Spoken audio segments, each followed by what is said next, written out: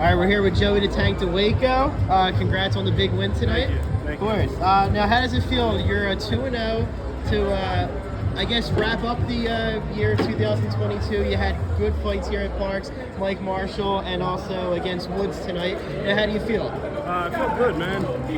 It's good to fight back to back like that. To keep me active, keeps me in the gym, you know. So we'll see what happens. Hopefully we got something soon that we'll see what happens.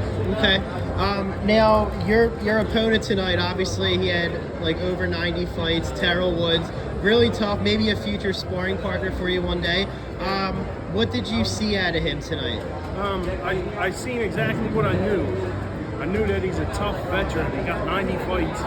He only been stopped by 7 guys, and they were guys that that are good. You know what I mean? Mm-hmm. So he's a complete veteran. And he knows how to survive. He knows how to fight, and he always goes the distance. So I knew. I mean, I don't really like the record part of the deal. I don't like fighting guys with a lot of losses, but he's in like a different category because of how much experience he has. He's only 33 years old. So that's crazy. Insane. It really is insane. One thing I noticed tonight, Malchi, you were throwing a ton of body shots tonight. Was that all part of the game plan?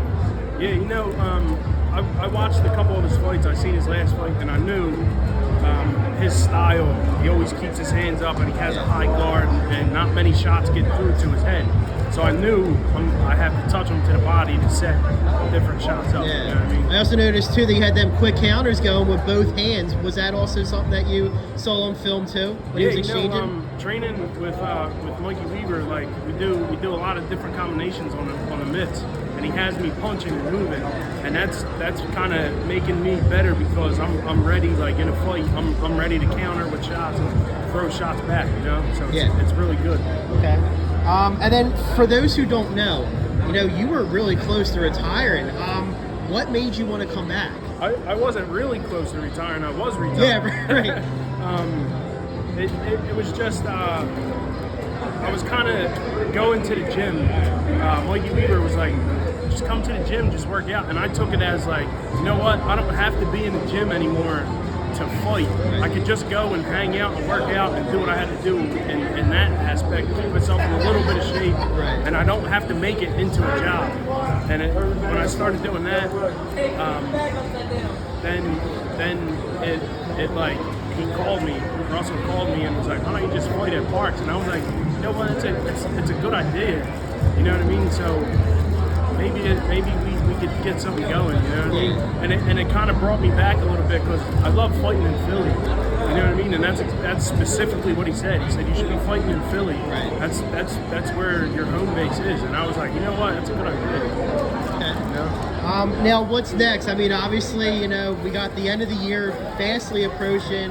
Thanksgiving's coming up too. Yeah. Do you want to try to get one more in before the year's out, or do you want to start fresh into 2023? I hope so. I never fought this quick that many times, so I hope I can get another fight in.